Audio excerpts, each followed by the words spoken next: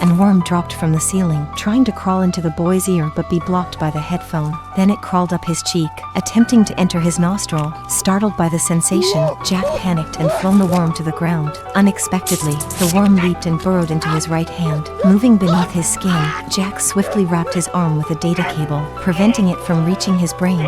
His mother arrived in response to his cries for help but found nothing unusual.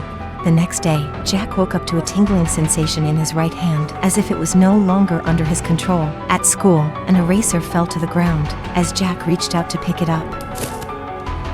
He was momentarily bewildered and couldn't grasp what had just occurred. During gym class, Jack casually shot the ball and hit a three-pointer out of nowhere, leaving his opponents dumbfounded. He suspected he might have caught a strange ailment. Upon returning home, he immediately started searching the internet, but as he scrolled the mouse, an eyeball suddenly appeared on the back of his hand. Jack thought he was just having a weird daydream, so he gave it a poke with a kitchen knife, but the next second, his hand transformed into a ferocious monster right before his eyes.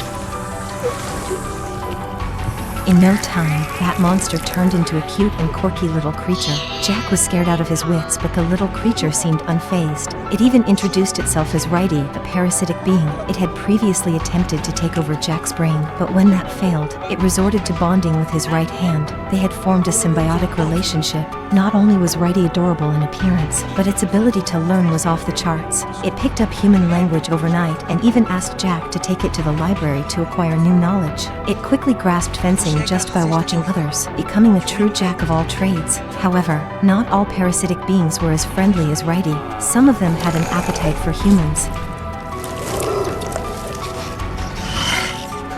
The door slowly opens. Coming in is the mother. But something is off about her. Turns out she's been parasitized by a monster, turned into a puppet. Rightie reminds the boy.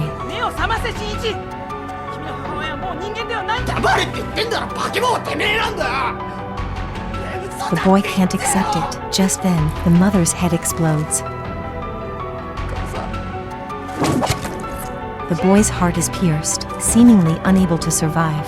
But the next day he miraculously gets up. It turns out that Rightie helped repair his heart and shared some of his own abilities with him. Nonetheless, his mother's death has already been set. From then on, Jack's demeanor changes drastically, filled with hatred and indifference towards everyone.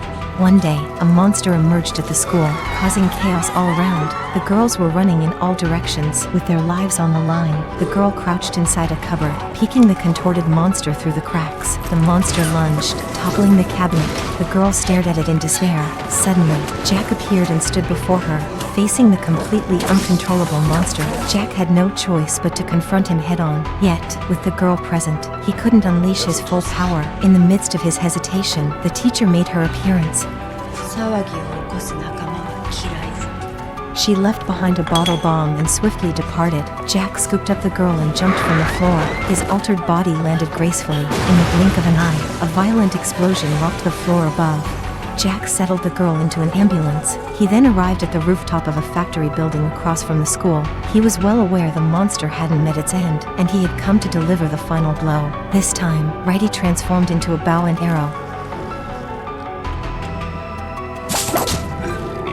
With the school crisis now resolved, Jack made the decision to seek out his mother, although he located it just before the ultimate battle.